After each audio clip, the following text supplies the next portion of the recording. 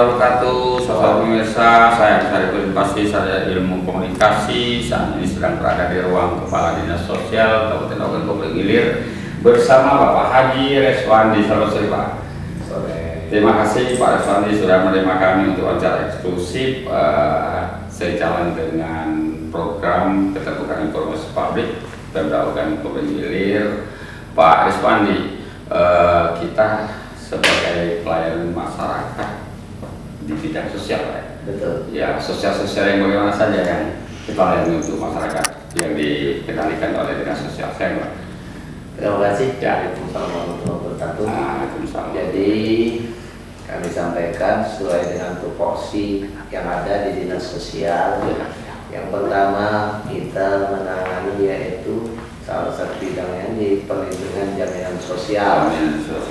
Jaminan sosial ini dalam bentuk terbagi lagi dari beberapa kasubit. Salah satunya yaitu mengurus yaitu masalah bencana non alam dan bencana alam. Ya, nah, selanjutnya dengan bidangnya yaitu pemberdayaan sosial, yaitu memberdayakan daripada karang taruna, ormas-ormas yang ada di Kabupaten Ogan Komering Ilir yang bersangkutan dengan dinas sosial. Di situ yang melaksanakan termasuk juga ada di situ TKSK, tenaga kerja sosial kecamatan, juga ada pendamping PKH, program keluarga harapan itu. Nah, terus untuk selanjutnya di bidang redsos, rehabilitasi sosial, yaitu mengenai daripada ODGJ, orang dalam gangguan jiwa, juga ada AMDAL, anak-anak jalanan, terus lagi ada lagi yaitu disabilitas, orang cacat, dan yang terakhir yaitu bidang penanganan fakir miskin. Bidang penanganan fakir miskin ini yaitu mengelola daripada kegiatan bantuan sembako, bantuan BPNT yang bersumber dari Kementerian Sosial. Ya. Tadi berbicara orang-orang terlantar, orang-orang gila gitu lah, dan lain-lainnya. Kita ada pemulutan, Pak. Di kita sedang tahap di rumah singgah.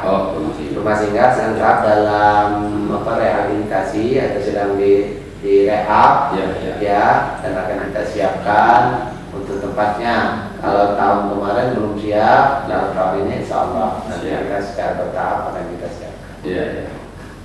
Masalah gejolak sosial yang kita tangani sekarang ini, gejolak sosial seperti apa? Yang gejolak sosial yang sekarang ini yang sering kita tangani, yang sering timbul masalah, yang timbul sering booming, sering demon, yaitu masalah kegiatan yang ada di Kementerian Sosial yang berbentuk BPNT dan BKH. Nah, itu yang terjadi sekarang, yaitu kadang-kadang kan yang menerima sudah tidak layak tapi tidak mau digraduasi atau dikeluarkan. Yang layak menerima sampai sekarang masih bisa dimaksudkan. Artinya ada yang tidak layak menerima tapi tidak mau dikeluarkan. Iya, dulu solusinya gimana? Tadi sekarang sudah, makanya kami tadi sudah secara bertahap melaksanakan yaitu SLRT, sistem layanan rujukan terpadu, yang semua nanti seluruh kegiatan sosial ini ada di sistem tersebut. Salah satunya dengan perbaikan data. Perbaikan data daripada fakir miskin yang layak atau tidak layak. Artinya nanti di data yang terbaru datanya terpadu, insya Allah nanti dikerjakan daripada tenaga-tenaga fasilitator desa kita yang akan mulai merekrut dengan dibukakan sistem layanan rujukan terpadu yang nanti di desa juga akan dibentuk semacam puskesos, pusat kesejahteraan sosial. Nah, inilah nanti yang mengadopsi data yang akan langsung dikirim ke dinas sosial, dan dari dinas sosial nanti akan dikirim ke Kementerian Sosial. Mereka itu penduduk setempat. Semua.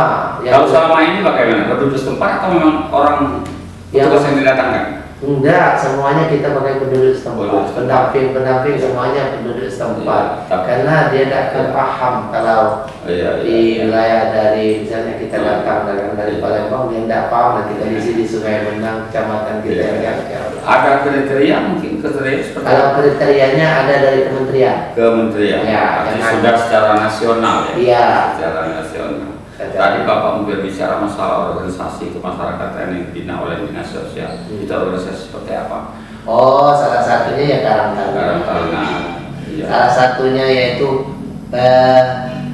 Pensos, penyuluh sosial masyarakat. Iya. Terus ada PSM. Iya, iya. Terus ada berapa lagi yang berbentuk dalam organisasi yang termasuk juga di dalamnya ada yang TKSK Iya. yang untuk pendamping daripada penyerahan atau bantuan Kemensos mengenai bantuan sembako. PSM itu masih ada Pak? Masih Masih ada. masih kemarin juga kami mengadakan pertemuan langsung Ya. dari Dirjen Kemensos yang datang bertemu di salah satu desa yang alhamdulillah bisa tampil dari PSM-nya yang bisa sampai tingkat nasional. Namanya Ibu Mary sekarang sudah diangkat menjadi PJS daripada kepala desa Iya, iya. Terusan Laut. Ya. Kalau PSM itu orang yang terdaftar. Kalau PSM orang yang terdaftar. Kalau Karang Taruna terdaftar juga, cuman kan siapapun bisa masuk Karang Taruna. Kalau PSM orang tertentu. Orang tertentu itu direkrut gitu. Direkrut. Iya, Iya. yang mau betul-betul mau secara sosial. Sosial. Karena Sosial. kalau dia sudah pakai pertimbangan berapa Ya, yang akan ya. diberikan kepada saya itu sangat sulit. Sulit. Karena di lapangan Pensos itu penyelesaian atau PSM itu kerjaannya banyak, tapi Dia tidak memikirkan masalah selera. iya betul. Cuma dengan dia berbuat masyarakat terbantu, insya Allah ada saja rezeki. Ada. Nah, Iya, ya, karena melalui kegiatan-kegiatan pasti ada rezekinya kan. iya betul. Kalau dia berbuat, insya Allah ada. Iya. Kalau PSM itu oke, saya tertarik dengan pembicaraan masalah PSM. Setiap tahun ada kegiatan Pak. Setiap tahun ada kegiatan, tergantung dari masing-masing pengajuan daripada permintaan kepada dinas sosial. Iya, iya. Kalau dulu ada FKPSM, forum komunikasi untuk apa? Masih ada. Masih ada. Ada sekarang dipimpin siapa itu Wendy Tegal. Oh, iya, iya. Ada terus Ada. aktif karena itulah tenaga kita yang di lapangan yang bisa sangat membantu. Iya. Iya. Rumah-rumah yang terdampak sosial masyarakat ada nggak? Semacam rumah singgah, rumah apa? Ada pemodokan seperti rehabilitasi misalnya? Oh, kalau saat sekarang tidak ada. Tidak ada. Ya, karena langsung biasanya disiapkan dari PSM tersebut. Oh. Misalnya makan. Kalau masalah orang-orang pikirannya terganggu, ada rumah juga sih. Kalau di sini kan sudah saya sampaikan. Kalau sekarang kan sudah saya sampaikan tadi. Kalau untuk kita kan sudah akan kita rehab, renovasi Ya, ya, ya. yang ada di Jalan Guru-Guru. Ya itu tentunya ada untuk anjal, ada Ya, ya. untuk gigi, Ya, ya. semua yang ada nanti bisa di situ. Di situ. Iya. terkumpul. Jadi kan Pol PP misalnya anak-anak FAR, Iya. anak-anak landangan, Iya. pengemis, nantinya ada terdapat masalah Iya. hukum, nanti bisa Bisa. kita tempatkan di sana. Iya, iya, iya. Termasuk misalnya tunasusila segala macam. Ada rumah. Kalau punya nggak ada. Kalau itu nasusila nggak ada. Nggak ada. Iya.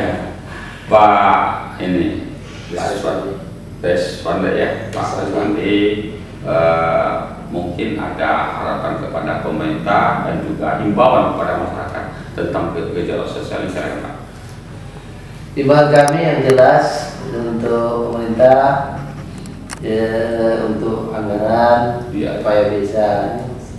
supaya bisa ditambah karena Iya. betul-betul sangat riskan sekali, kegiatannya banyak Iya. dan nantinya sangat bermanfaat bagi masyarakat. Iya. Yang kedua kepada masyarakat kami himbau masalah-masalah sosial yang ada ini nanti silakan dilaporkan secara struktur. Iya, iya. Bisa dengan Pak Kades, bisa Iya. dengan Ketua BPD, bisa dengan tokoh masyarakat, bisa dengan PSM, bisa dengan pendamping. Nanti kita dilaporkan ke Dinsos secara struktur. Nanti bagaimana solusinya untuk perbaikan, untuk membantu tersebut. Salah satunya nanti langsung kita sebagai dinas sosial oleh Pak Bupati juga nanti kita akan koordinasikan dengan Kementerian Sosial. masalah gejolak sosial yang seperti apa saja yang menonjol Pak di Kabupaten Ogan Komering Ilir? Ya kalau di Kabupaten Ogan Ilir yang paling menonjol itu ya masalah bantuan-bantuan ini. Bantuan. Iya, bantuan pangan sembako. Iya.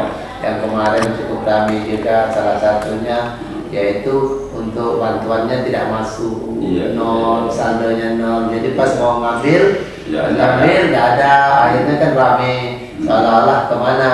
Padahal sudah kita jelaskan bahwasanya dinas sosial ini untuk program bantuan dari pemerintah pusat masalah sosial kepada orang tidak mampu itu langsung prosedurnya dari Kemensos langsung ke Bank Himbara kita di sini Bank Mandiri, dari Bank Mandiri nanti ditransfer kepada KPM masing-masing. Iya.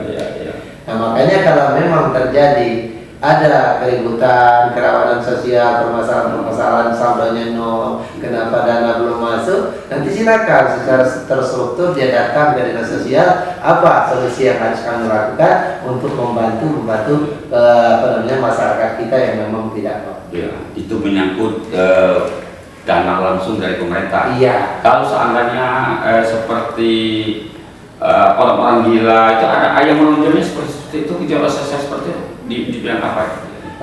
Sering terjadi di masyarakat, misalnya orang gila tersebut sudah nemu, sudah tidak bisa dibiarkan berkeliaran. Ini yang sering terjadi di masyarakat. Tetapi ini perlu penjelasan, walaupun itu memang masalah sosial, tapi itu harus dulu dengan dinas kesehatan. Iya. Aturannya kalau memang dinas kesehatan nanti mengatakan bahwa orang ini akan dirawat inapkan, dan nanti kita akan bekerjasama dengan pondok panti yang ada di Palembang.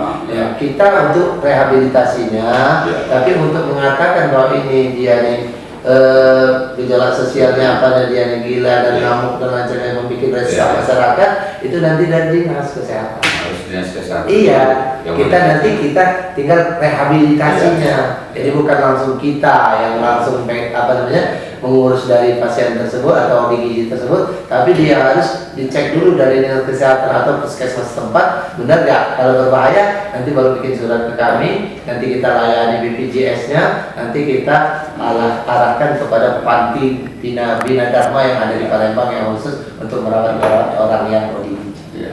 Artinya yang menonjol itu juga selain dari itu tidak dianggap menonjol mungkin artinya cuma masalah ekonomi masyarakat. Itu yang menonjol. Iya, kalau masalah lain yang paling dominan itu masalah ekonomi. Masalah ekonomi. Kalau yang lain kan salah satunya kekerasan seksual, anak itu kan jarang. Ya, itu kan jarang terjadi, paling dalam 1 tahun paling sekali, 2 kali, 3 kali. Kalau yang paling menonjol saat sekarang booming kan yang masalah ekonomi. Ya, apalagi kena dengan adanya virus COVID ini, jadi semakin menjadi kan. Nah ini yang sekarang menjadi, ya alhamdulillah semuanya sudah sebagai para pelayanan kami semua sudah kami fasilitasi. Kalau terkait masalah COVID, masalah gejolak, masalah ekonomi masyarakat, berapa persen naik? Berlipat-lipat atau misalnya ada persentase? Ya kalau persentasenya untuk permasalahan COVID, kalau dalam daftar kami kemarin tidak terlalu signifikan. Cuma tapi ada penonjolan di dalam, artinya begini Pak, itu kan ada yang waktu itu di dalam kurva itu di bawah itu ada yang namanya di atas, sedangkan sudah mampu tapi karena mata pencahariannya waktu itu terhambat, tidak boleh keluar rumah dan lain sebagainya, akhirnya dia turun miskin. Nah setelah ini naik kembali, sebab yang tetap diusahakan yang di bawah daripada kurva itu imbasnya. Imbasnya dari corona itu. Masih dari Pak, silakan Pak. Ya alhamdulillah sudah, ya ada yang perlu kita atur lagi, karena semua sudah saya sampaikan, sudah secara terporsinya sudah, yang gejolak-gejolaknya itu yang ada, yang saat sekarang ini. Dan intinya kami dari dinas sosial ini pengen membangun lebih terstruktur dan pengen dengan data yang lebih akurat, validitasnya terjamin dan tidak untuk mengecewakan lagi baik pimpinan kita maupun masyarakat. Intinya sebenarnya yang memungkinkan timbulnya gejolak sosial ekonomi ini salah satunya akibat kecemburuan sosial. Karena yang layak diberikan, yang tidak layak diberikan bantuan, yang layak harus mendapat bantuan tapi tidak diberikan bantuan. Ya kami mau berbicara apa? Karena semua sudah prosesnya dari kementerian. Jadi kita hanya bisa menyampaikan, dan nanti kalau memang perlu kita bantu, yaitu dengan cara kita daftarkan. Dan untuk selanjutnya masalah diberikan bantuan atau tidak, itu urusan dari Kementerian Sosial. Artinya dinas sosial siap menampung itu. Ya, dan siap. akan melaporkan kepada pemerintah pusat. Iya siap, itu memang tugas kita. Yang bisa kita backup, yang bisa kita untuk fasilitasi, insya Allah nanti kita sampaikan semua ke Kementerian Sosial. Saudara pemirsa, demikian wawancara singkat kita dengan Kepala Dinas Sosial Kabupaten Ogan Komering Ilir. Insya Allah ini akan menjadi masukan berharga bagi dinas sosial di pusat maupun di provinsi. Upaya-upaya yang sudah dilakukan oleh Kepala Dinas Sosial Kabupaten Ogan Komering Ilir di bawah pimpinan Bapak Haji Ariswandi.